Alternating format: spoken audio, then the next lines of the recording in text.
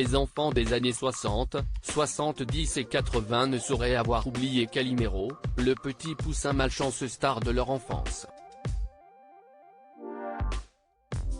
Mais savent-ils que derrière la voix de Calimero se cache une immense dame, elle-même maman de 2 comédiens et d'un réalisateur? Un petit poussin noir, une coquille d'œuf cassée sur son crâne de Piaf, et une voix qui déclare sur un ton contrit si est-il vraiment trop injuste, voilà Calimero, l'un des héros de jeunesse des enfants des années 70 et 80. Calimero naît en Italie en 1962, le personnage sert d'abord dans un but publicitaire pour vendre du savon, avant de devenir, après la mort de ses créateurs, un personnage de dessin animé italo-japonais.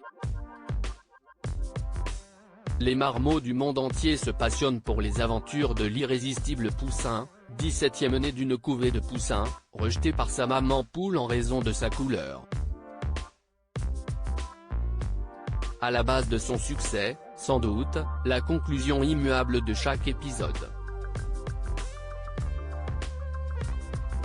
Calimero, victime d'une énième mésaventure, s'éloigne en déclarant désappointé, si est-il pas juste. Si est-il jamais juste. Si est-il toujours à moi qu'on s'en prend.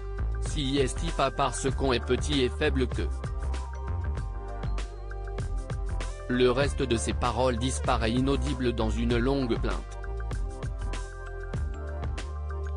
Mais dans l'Hexagone il est facile d'identifier une autre raison au succès à ce variant du vilain petit canard, le talent des doubleurs.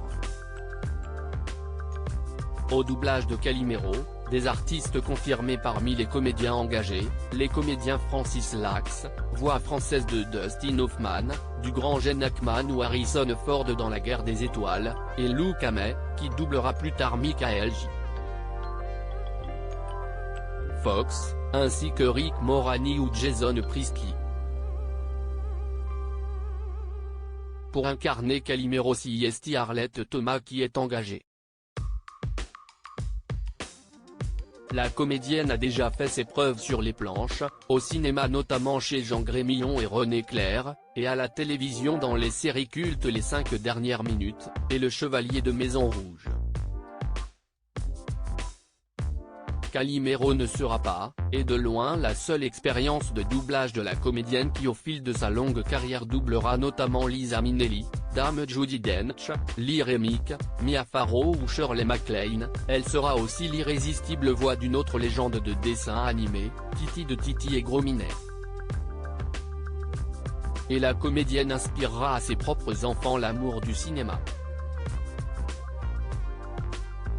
De son union avec le comédien Jacques Jolivet naissent en effet Françoise Dasque, comédienne et grande voix de doublage, Pierre Jolivet, réalisateur connu notamment pour Ma Petite Entreprise et À l'heure où les grands fauves vont boire, et l'humoriste et acteur Marc Jolivet, auteur de nombreux seuls en scène et spectacles. Arlette Thomas a disparu le 13 mai 2015, si est-il vraiment trop injuste, dirait sans doute Calimero.